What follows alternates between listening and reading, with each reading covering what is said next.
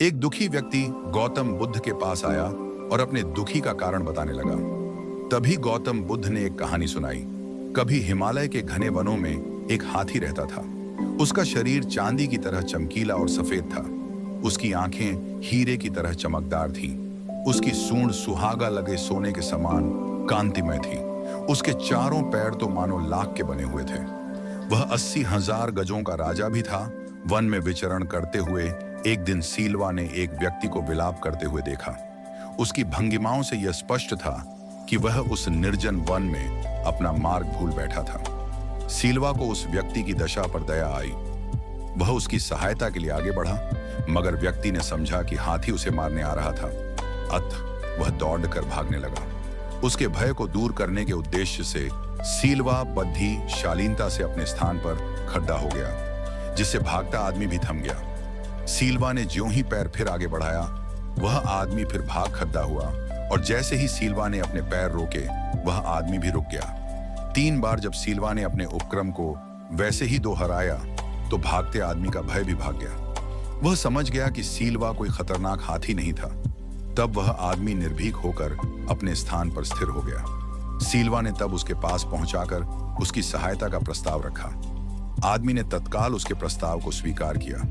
सीलवा ने उसे तब अपनी सूंड के उठाकर पीठ पर बिठा लिया और अपने निवास स्थान पर ले जाकर नाना प्रकार के फलों से उसकी अवभगत की। अंततः जब उस आदमी की भूख प्यास का निवारण हो गया, तो सीलवा ने उसे पुण्य अपनी पीठ पर बिठाकर उस निर्जन वन के बाहर उसकी बस्ती के करीब लाकर छोड़ दिया। वह आदमी लोभी और कृतज्ञ था। तत्काल ही वह एक शहर के बाजार में एक बद्धे व्यापारी से हाथी दांत का सौदा कराया। कुछ ही दिनों में वह आरी आदि औजार और रास्ते के लिए समुचित भोजन का प्रबंध कर सीलवा के निवास स्थान को प्रस्थान कर गया। जब वह व्यक्ति से सीलवा के सामने पहुंचा, तो सीलवा ने उससे उसके पुनरागमन का उद्देश्य पूछा। उस व्यक्ति ने तब अपनी निर्धनता दूर करने के लिए उसके दांतों की याचना की।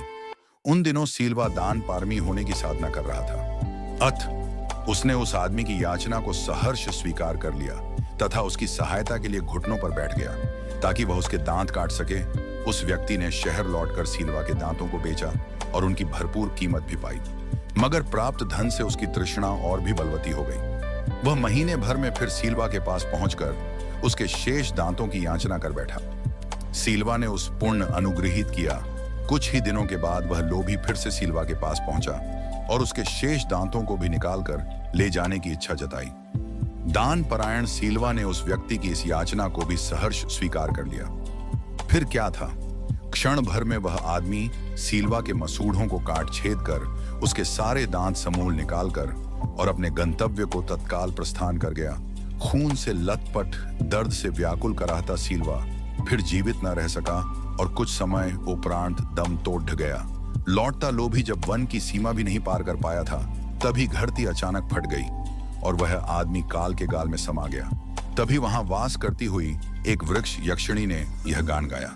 मांगती है तृष्णा और मिटा नहीं सकता जिसकी भूख को सारा संसार